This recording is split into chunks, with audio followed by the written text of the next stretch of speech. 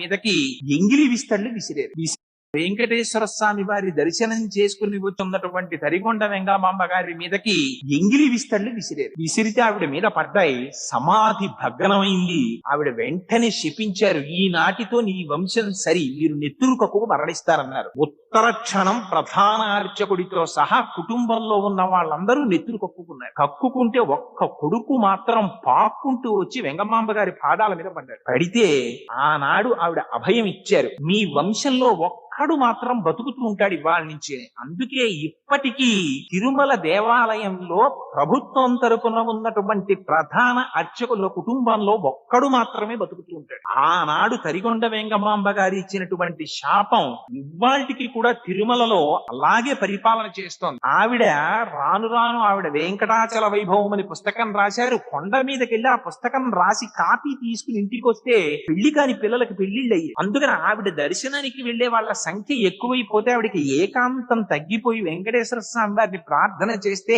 దూరంగా తుంగురు కోన అని ఆ కోనలో తపస్సు చేస్తూ అంతర్ముఖురాలై ఉండేవారు. రాత్రి వేళ సొరంగ మార్గంలో వచ్చి ఆనంద నిలయం మూసేసిన తరువాత ఆ పీఠాన్ని పైకెత్తి వెంకటేశ్వర స్వామి వారి దగ్గరికి వచ్చి పెట్టిన పువ్వులు కొన్ని తీసి కొత్త పుష్పాలు పూజ చేసేవారు ఆవిడ. అర్చకులకు అనుమానం వచ్చింది, రోజు గుడి మూసేసిన తరువాత పువ్వులు మారుతున్నాయి, ఎవరు చేస్తున్నారని. ఆ రోజుల్లో మహంతులు కొంతకాలం తిరుమల క్షేత్రాన్ని పరిపాలించారు. ఒక మహంతు ప్రధాన ద్వారం తలుపులు మూసేసిన తర్వాత లోపల కూర్చున్నారు. ఒక రాత్రి వేళ తరిగొండ వెంగమాంబ గారు దివ్య తేజోమూర్తి అయి ఆ ఫలకాన్ని తొలగించి లోపలికొచ్చి పూజ చేయడం దర్శనం చేశారు. చూసి ఆయన స్పృహ తప్పి పడిపోయారు. అంత గొప్ప తల్లి తరిగొండ వెంగమాంబ గారు. ఆవిడ భాగవతం చెప్తుంటే వినడానికి వెంకటేశ్వర స్వామి వారు ప్రతిరోజు పవళింపు సేవ అయిపోయాక వచ్చేవారు. ఆయన ఉయ్యాల ఎక్కి కూర్చుని వింటూ ఉండేవారు, ఈవిడ భాగవతం చెప్తుండేవారు. తెల్లవారుజామున 3 గంటలకు మళ్ళీ సుప్రభాతం జరిగే వేళకి వెంకటేశ్వర స్వామి వారు ఉయ్యాల దిగి వెంగమాంబ నేను వెళ్ళొస్తానని బయలుదేరేవారు. ఓ రోజున మంచి ఘట్టం చదువుతున్నారు ఆవిడ. వెంకటేశ్వర స్వామి వారు బయలుదేరిపోతున్నారు. స్వామి మీరు వెళ్ళిపోవద్దు, నా దగ్గరే ఉండిపోండి అన్నారు. అంటే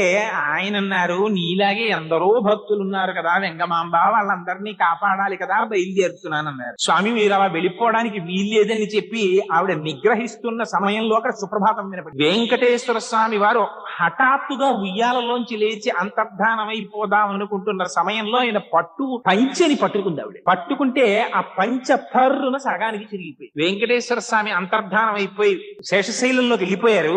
అర్చకులు దేవాలయం తలుపులు తెరిచారు. కౌసల్యా సుప్రజా రామ పూర్వా సంధ్యా ప్రవర్తతే అని దర్శనానికి వెళ్ళారు. సగం చిరిగిపోయిన పట్టు పంచతో ఉన్నారు వెంకటేశ్వర స్వామి. ఇదేమిట్రా, దొంగతనం మాత్రం కాదు,